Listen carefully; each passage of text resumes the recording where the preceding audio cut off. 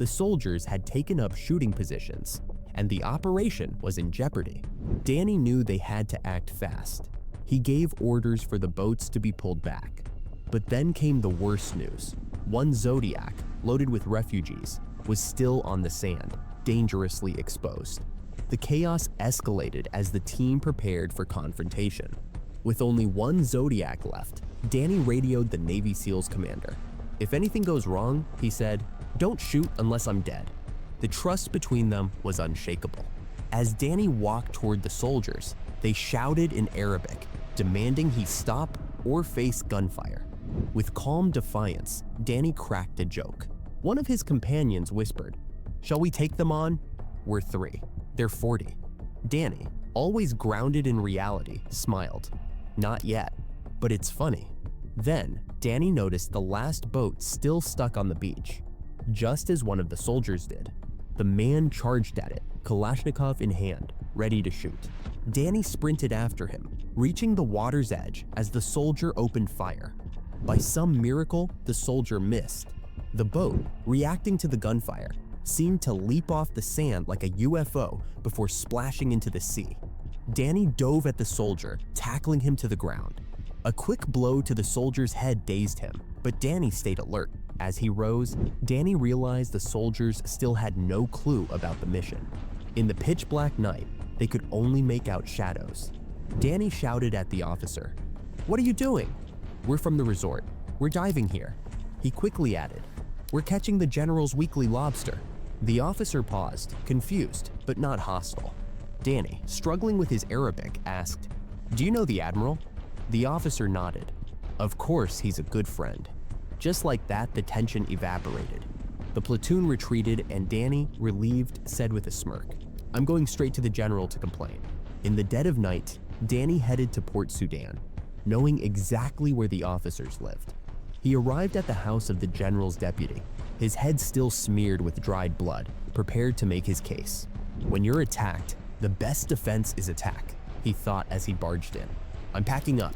I'm taking my team and we're leaving the resort. It's too dangerous to keep working like this. I can't put my tourists at risk." The deputy, flustered, begged him not to go. The next morning, Danny met with the general, the very man they served lobster to each week. The general promised that the beach would be off limits to Sudanese soldiers and offered Danny an official permit, declaring that the operation would have the general's protection. But when Danny returned to the resort, he found the report had already reached headquarters. As expected, the order came to abandon the operation. "If we do that, we can't come back," Danny thought, refusing to follow the directive. He disobeyed the order from Mossad's Yitzhak Hafez, believing that it's not the army, and they don't shoot you for disobeying field conditions. To mend relations with Hafez, Danny soon realized that he had no choice but to follow the order.